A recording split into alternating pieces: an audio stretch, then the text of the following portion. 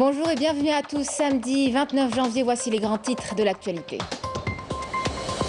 Créé il y a près d'une année, l'Observatoire national de veille sur la disponibilité des produits pharmaceutiques a aujourd'hui su trouver la meilleure formule pour garantir aux malades la disponibilité des médicaments. Un reportage est à suivre.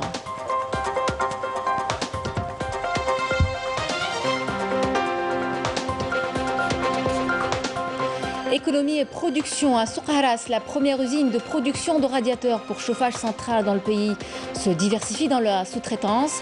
Nous irons aussi à Mascara pour vous parler d'un opérateur qui a bénéficié des dernières mesures prises par l'État quant à la levée des entraves administratives et bureaucratiques.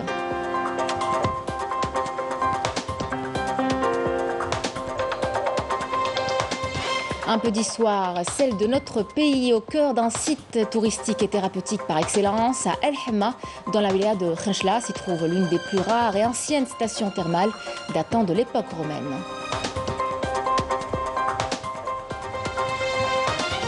Mesdames, Messieurs, bonjour. On entame ce journal avec l'Observatoire de veille sur la disponibilité des produits pharmaceutiques. Créé depuis près d'une année, il a pour mission de contribuer à résoudre le problème des tensions induites par les ruptures de médicaments. C'est une cellule qui a aujourd'hui su trouver la meilleure formule pour garantir aux malades la disponibilité des produits pharmaceutiques. Walid Yousfi. Avec un total de 24 millions de doses fabriquées depuis sa mise en service, cette unité de production pharmaceutique distribue pas moins de 3 millions d'unités d'anticoagulants injectables par mois, ce qui lui permet de répondre à la forte demande du marché algérien sur ce type de produit.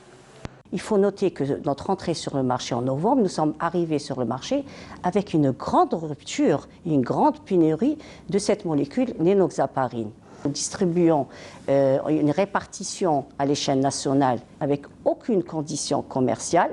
Alhamdoulilah, notre stratégie d'appro, c'est l'anticipation. C'est ce qui nous a permis d'ailleurs de faire face et de ne pas du tout être en rupture. Et j'insiste là-dessus. Il y a une tension qui est compréhensible par le peuple et qui est même internationale et mondiale, mais nous livrons et nous distribuons chaque semaine régulièrement. Et pour pallier cette tension, un observatoire de veille sur la disponibilité des produits pharmaceutiques a été installé par la tutelle. Cette équipe de pharmaciens de formation traite et analyse chaque jour une quantité astronomique de données envoyées des 4 coins du pays. Leur mission, la collecte d'informations pour anticiper et assurer une disponibilité continue des médicaments en Algérie. On est en train de confronter les programmes prévisionnels de production, les programmes prévisionnels d'importation et de livraison, et avec les états de stock et les consommations. Et on remet ces données-là à l'Observatoire national de veille sur la disponibilité de produits pharmaceutiques afin d'assurer les mesures nécessaires pour assurer une disponibilité en continu des produits pharmaceutiques. Si par exemple je constate que j'aurai une pénurie dans un médicament donné, je demande au producteur de m'adapter son programme de production, qu'il m'augmente des quantités. Par exemple, si j'ai 3 fabricants, c'est juste des exemples qu'on donne pour simplifier la chose, si j'ai 3 fabricants, un fabricant qui ne peut pas fabriquer un tel type de médicament or qu'il a une part sur le marché, je demande aux 2 autres donc, de compenser la part de ce 3e fabricant. Donc là c'est pour justement éviter cette rupture et éviter cette pénurie. Éviter tout risque de pénurie, mais aussi assurer la disponibilité du produit, notamment en temps de crise. Depuis le début de la 4e vague, les médicaments prescrits en cas de contamination au Covid-19 sont de plus en plus demandés dans les officines. Il y a une tension sur beaucoup de produits, pas mal de produits, qui sont dus à la demande importante par rapport justement à la conjoncture de la nouvelle vague de Covid-19. Donc ça ne sert à rien de demander des traitements pour de longue durée, ce qui va créer des tensions. On ne va pas dans une pharmacie pour demander 10 boîtes de paracétamol ou 10 boîtes d'énoxaparine. Pourquoi? On doit suivre la prescription et on doit être approvisionné de manière régulière comme le rythme de production et le rythme de distribution par l'établissement de distribution en gros Valais Soufis.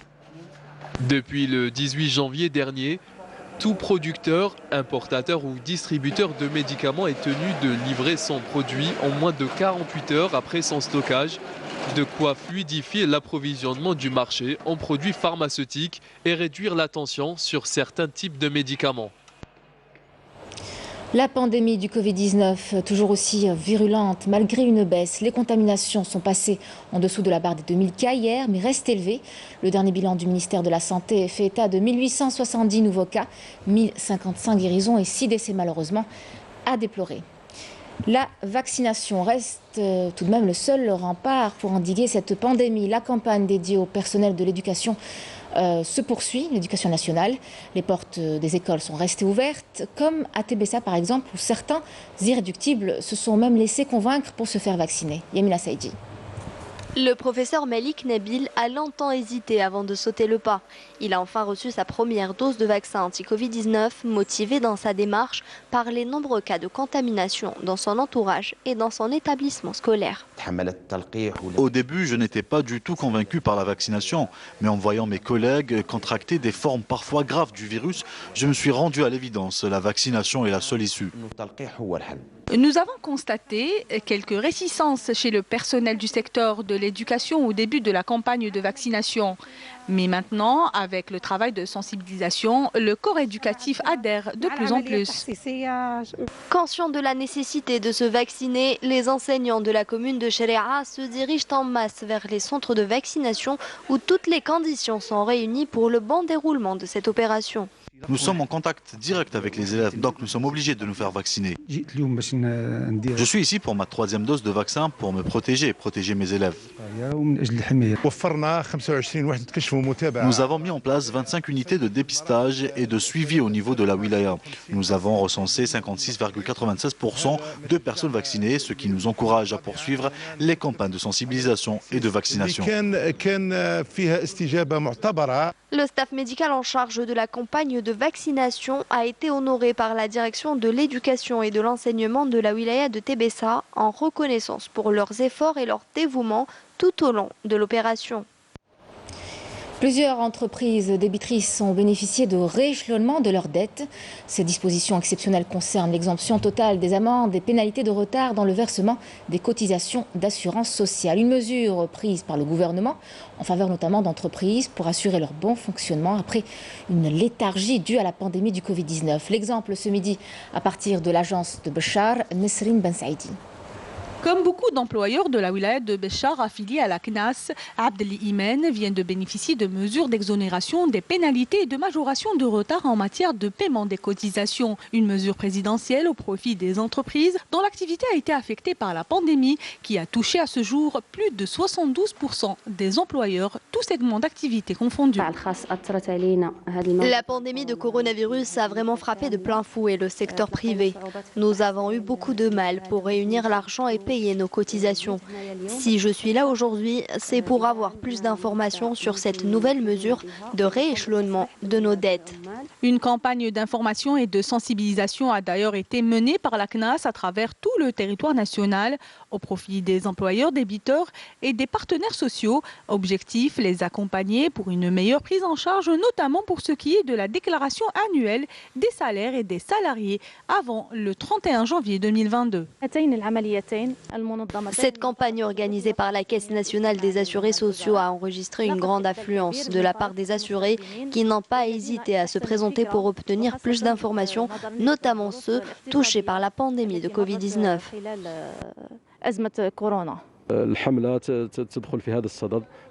L'objectif de cette campagne est d'atténuer un tant soit peu les dégâts engendrés par la pandémie de coronavirus qui a mis en péril plusieurs entreprises privées. Cette opération d'allègement et de facilitation concerne toutes les personnes et les entreprises ayant des créances auprès des services des assurances sociales.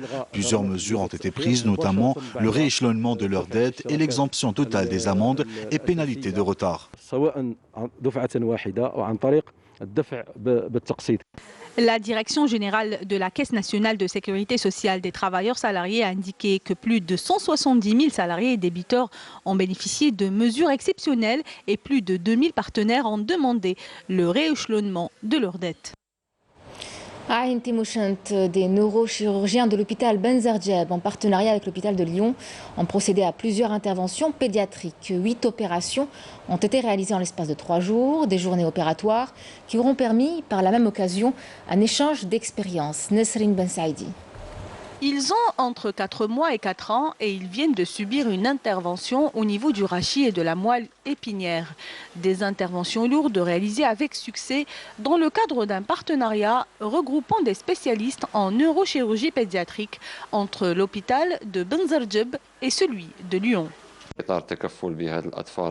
Nous avons pris en charge plusieurs opérations d'enfants souffrant de craniothénose, hydrocéphalie et de malformations de la moelle épinière, des interventions réussies.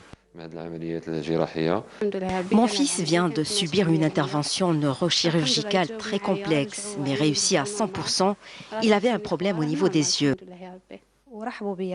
Nous avons été très bien pris en charge, mon enfant et moi. L'opération est réussie, Dieu merci. Outre les interventions réalisées sur les enfants, les spécialistes réunis ont profité de ces journées opératoires pour un échange d'expériences et de savoir-faire. Ces journées d'études contribueront à l'évolution de la spécialité de la neurochirurgie pédiatrique en partenariat avec des chirurgiens étrangers.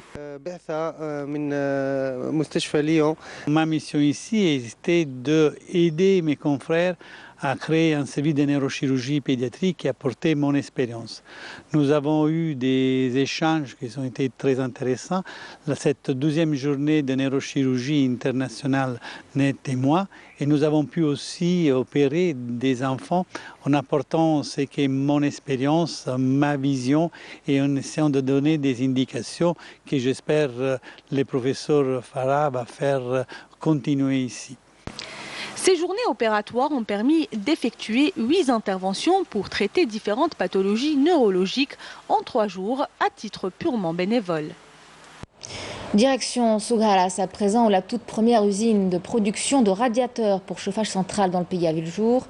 Une usine qui aura permis d'embaucher plusieurs jeunes de la région en se diversifiant dans le domaine de la sous-traitance. Walid Yousfi. Il s'agit de la toute première usine de fabrication de radiateurs de chauffage central en Algérie. Basée à Sogalas, cette usine produit plus de 120 unités par jour, conformes aux normes internationales, grâce à une technologie de haute précision. Avant, nous n'avions pas ce type de produit en Algérie. Nous étions obligés de l'importer de Chine, d'Italie, de France et de plusieurs autres pays. Nous importons la matière première uniquement. Tout le reste du procédé est à 100% algérien. On souhaite développer encore plus ce type d'industrie et attirer les investisseurs. En plus de la fabrication de radiateurs, cette usine s'est spécialisée dans la production de pièces de rechange pour voitures, une activité menacée par l'importation. Nous fabriquons des pièces détachées ici, mais ce qui entrave le plus notre activité et la commercialisation de nos produits, c'est surtout l'importation. Nous fabriquons jusqu'à 30% des pièces de rechange de voitures en Algérie. On appelle l'État à arrêter l'importation de ce type de produits. En activité depuis une année, cette société commence à s'implanter sur le marché national. Elle aspire à devenir leader dans son domaine avec un produit made in Algeria qui a toute sa place sur le marché international. Production nationale toujours. À Mascara, un opérateur économique a bénéficié des dernières mesures prises par l'État en vue de lever les entraves administratives et bureaucratiques aux investisseurs. Avec une production de 5 milliards de bouchons en plastique, cette usine prévoit, vous verrez, de réduire la facture d'importation. Yanis Eizbelkasem. Plus de 5 milliards de bouchons en plastique ainsi que des préformes en polyéthylène sortent chaque année de cette usine à Mascara. De différentes formes, couleurs et dimensions, suivant les besoins du marché, cette unité de production emploie actuellement 150 personnes. Nous prévoyons d'ici 1 à 2 mois de nous lancer dans la production de contenants en plastique qui étaient jusque-là importés. Et pour développer son activité et augmenter sa production, cet opérateur a investi dans de nouvelles machines à la pointe de la technologie et a également bénéficié des dernières mesures décidées par l'État en vue de lever les entraves administratives. Nous avons eu des difficultés, mais grâce aux autorités locales, nous avons bénéficié d'un permis d'exploitation temporaire ce qui nous permettra d'avoir une extension de cette entreprise et également de recruter plus d'une centaine d'employés dans la wilaya de Mascara. Pour rappel, une batterie de mesures et de facilitations ont été accordées par l'État aux investisseurs afin de lever toutes les entraves administratives et bureaucratiques qui sont un frein pour leur projet, ce qui permettra de générer de l'emploi, de réduire la facture d'importation et de booster l'économie nationale. L'actualité internationale marquée par cet appel au prochain sommet africain prévu en février prochain à annuler la décision d'adhésion de l'entité sioniste à l'Union africaine. Les participants à une conférence régionale africaine ont hier souligné que la décision du président de la commission de l'UA de valider la qualité de membre de l'entité sioniste en tant qu'observateur au sein de l'Union africaine est une décision contraire aux dispositions des statuts de l'UA aux valeurs des peuples africains. Dans leur déclaration finale, les participants appellent les gouvernements des pays de l'UA à prendre des positions claires et asseoir des règles procédurales et de fond qui interdisent à l'avenir tout manquement vers l'Union par l'entité sioniste, mais aussi également à revoir la relation entre certains gouvernements africains et l'entité sioniste. Une déclaration qui comprend un autre appel à toutes les organisations, acteurs et associations de la société civile concernées par les droits de l'homme à mettre en place formellement un organe non gouvernemental chargé de faire face à l'infiltration de l'entité sioniste dans le continent africain. De nouvelles sanctions américaines contre la Russie pourraient couper les relations bilatérales. Déclaration du ministre russe des Affaires étrangères, Sergei Lavrov, qui a ajouté que les responsables occidentaux exagéraient la situation en Ukraine et exigent donc une désescalade. Une réaction du chef de la diplomatie russe suite à l'annonce du président américain Joe Biden d'envoyer prochainement des troupes militaires en Europe de l'Est et dans les pays de l'OTAN sur fond de tensions avec Moscou autour de l'Ukraine. Joe Biden a toutefois dit et répété à maintes reprises qu'il n'était pas question d'y envoyer des troupes américaines qui, elle, n'est pas membre en Ukraine, donc l'Ukraine qui n'est pas membre de l'alliance militaire. Il s'appelle Zoher Lougliti. Il est artiste photographe algérien originaire de Boussaïda et sa spécialité, c'est la photographie de produits. Il est aussi passé maître dans l'art de la nature morte. C'est un véritable passionné qui, avec le temps et l'expérience, est devenu formateur et aspire aujourd'hui à ouvrir sa propre école de photographie. Un artiste au parcours atypique, vous verrez qui vous fait découvrir Lamia Boudbouda. Des images qui balancent entre peinture et photographie. Cela s'appelle le still life ou nature morte. Et Zoher Lougliti en a la parfaite maîtrise. Il réalise des mises en scène avec de simples objets du quotidien et chaque photographie est un petit chef-d'œuvre. Le moment où la photo, elle bascule entre la photo et le dessin, là, on capture l'image. Les gens, ils ont cette manie ou cette question, cette fameuse question, est-ce que c'est du dessin? Et quand on me pose cette question, là, je suis satisfait et je dis que j'ai réussi ma manœuvre. Doté d'un sens aigu de la composition et de l'esthétisme, Zoher Lougliti est aussi photographe de produits, un savoir-faire spécifique où le produit est la star de ses clichés. Il doit mettre sa façon de faire pour se distinguer des autres photographes, ça c'est la première des choses. La deuxième des choses, satisfaire le propriétaire du produit, et c'est ça le deuxième problème. Et ensuite, il doit les deux satisfaire la dernière étape, et c'est le plus essentiel, c'est satisfaire le consommateur. Originaire de Boussaïda, notre artiste a été chargé d'une mission de valorisation du costume traditionnel boussaïdi, pour lequel il a choisi un décor spécifique. On ne peut pas valoriser ou faire donner plus de valeur pour un costume si on le dépayse. Ça veut dire qu'on va le sortir de son contexte. Ça, c'est le costume traditionnel boussaïdi. Par exemple, les chaussures, normalement, on l'appelle la rihiya. Le pantalon, c'est surwal arbi. Le chapeau, c'est le mdal. Il y a l'okaza. Ça diffère. Tout dépend de l'occasion où on utilise la chose. Il y a le gilet le chash normalement bon, d'après ce qu'on m'a dit, parce que j'ai essayé de faire une petite recherche pour avoir encore réconforter l'information du costume. Formateur de photographe, il anime plusieurs ateliers et conférences. Il compte ouvrir une école de formation.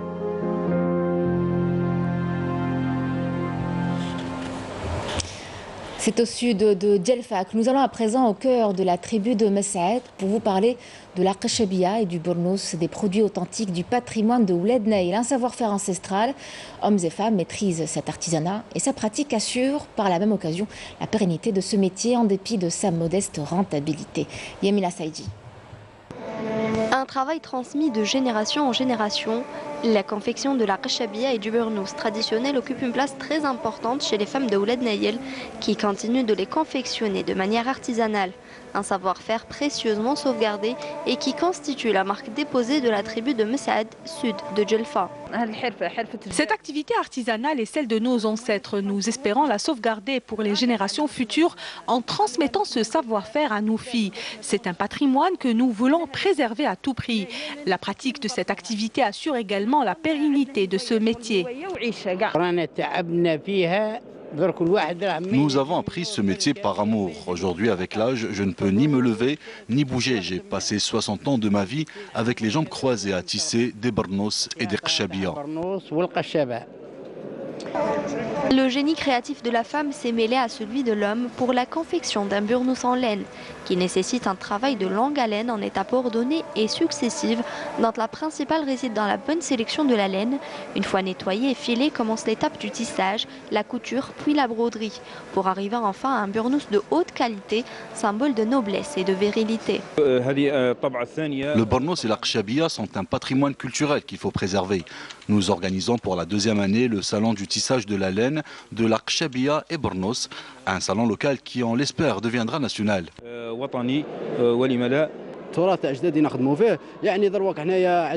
Nous avons des machines pour le tissage de la laine, laquelle une fois tissée sera confiée aux femmes du village qui se chargeront à leur tour de la confection des Bournos. Le seul problème est la commercialisation, car malgré un produit de qualité, ce patrimoine se voit menacé de disparaître. Un habit traditionnel très convoité dans la région de Djelfa, mais aussi un legs ancestral jalousement préservé par les artisans de Messaed qui veillent scrupuleusement à le préserver. Aux touristes qui débarquent en Algérie et qui tiennent à sortir des sentiers battus, on conseille le plus souvent une excursion dans les Aurès. Et c'est justement dans la commune d'El Hamma, à 7 km de Khenchela, que nous allons vous faire découvrir, redécouvrir, pour ceux qui le connaissent déjà, un site touristique et thérapeutique par excellence. Son exploitation remonte à l'époque romaine. C'est la fontaine chaude Aqua Flaviana, Yamina Saïdi. Aqua Flaviana, plus connue sous le nom de Hammam Salhin, est l'une des anciennes stations thermales en Algérie. Les vertus de ces sources chaudes, autrefois sacrées, ne sont plus à démontrer.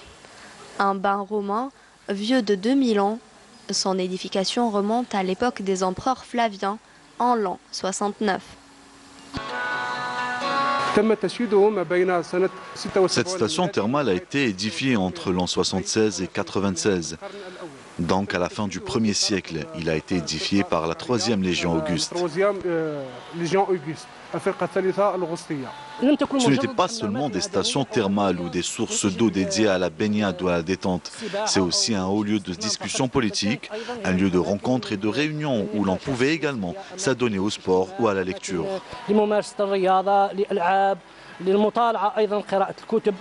Un peu plus au sud de Khenchela, on retrouve le site d'Ibarliyin, un village amazigh de Khayrina, qui se dresse en haut de la colline qui surplombe la vallée, exhibant fièrement ses maisons à l'architecture unique et ancestrale. Nous nous trouvons aujourd'hui sur le site archéologique de Tibarliyen. C'est la première fois qu'il est filmé par une chaîne de télévision. Il se compose de 2 sections, une section civile et une section militaire. Des sources historiques indiquent qu'il a été bâti durant le 1er siècle.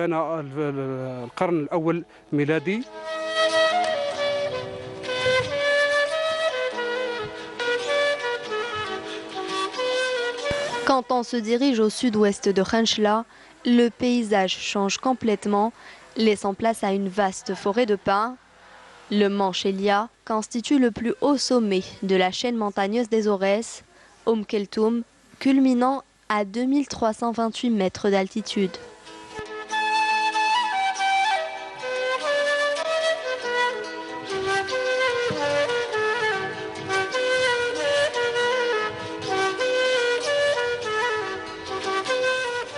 Et sport, football, pour terminer, la 16e journée du championnat de Ligue 1 de football prévue aujourd'hui et demain donnera lieu à des empoignades. Le leader du championnat, le CR Belouizdad, se rendra à Magra pour y croiser le fer avec le NCM local dans une confrontation ouverte à tous les pronostics, vu que les deux équipes visent des objectifs diamétralement opposés. Tandis que l'affiche CS Constantine Jess Kabylie accapare l'attention générale des amateurs du ballon. C'était le journal de la rédaction. Merci à vous de l'avoir suivi. Je vous retrouve à 19h pour l'édition du soir. Excellent après-midi à tous.